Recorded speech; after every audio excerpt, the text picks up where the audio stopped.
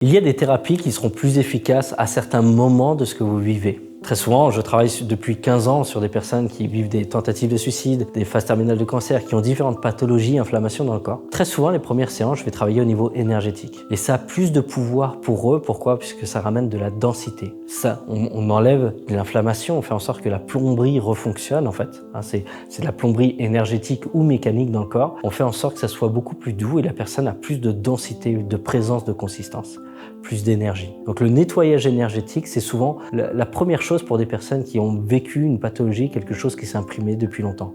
Parce que l'inflammation qu'ils vivent, c'est énergivore, ça demande un combat interne et le corps est souvent dans un épuisement. Épuisement, nettoyage énergétique. Au fur et à mesure des séances, on va travailler rapidement sur l'émotionnel. Le trop-plein de colère, le trop-plein de tristesse. Donc la colère crée de l'inflammation, la tristesse crée de la lassitude, de la dissociation.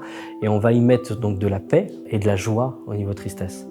Et là, ça commence aussi à se régénérer plus en profondeur. Donc des personnes qui vivent des burn-out et des dépressions, ils ont un épuisement physique, nettoyage énergétique, mais on va rapidement sur du nettoyage émotionnel. Et enfin, on va très souvent dans une séance travailler aussi sur le mécanisme de l'esprit. On a fait des associations, on a commencé à coupler certaines choses. Boulot égale stress, etc., etc.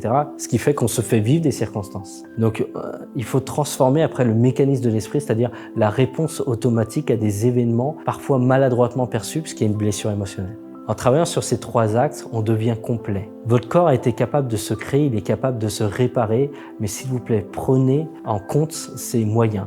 Donc, quelqu'un qui est obsessionnel à se faire vivre du stress, peu importe les circonstances, il faut qu'il travaille pour se remettre en sécurité à travers du breathwork, à travers de l'hypnose, à travers de la détente où il récupère un sommeil plus profond. Il est important qu'il travaille sur ses blessures émotionnelles qui font qu'il vit des angoisses et un mauvais positionnement où il se sent mal. Et ça se met dans le corps. Donc, soin énergétique, plus de densité, plus de présence. Travail émotionnel, plus de paix, de légèreté et aussi donc de densité puisque votre corps va se réparer. Et du stress chronique, travailler sur l'esprit, ça va vous permettre d'être beaucoup plus léger et libre. Donc choisissez les thérapeutes en fonction de votre besoin. Vous avez très peu de thérapeutes et j'en forme des thérapeutes qui vont travailler sur l'ensemble de ces domaines qui vous permettent d'être libre. À vous de jouer.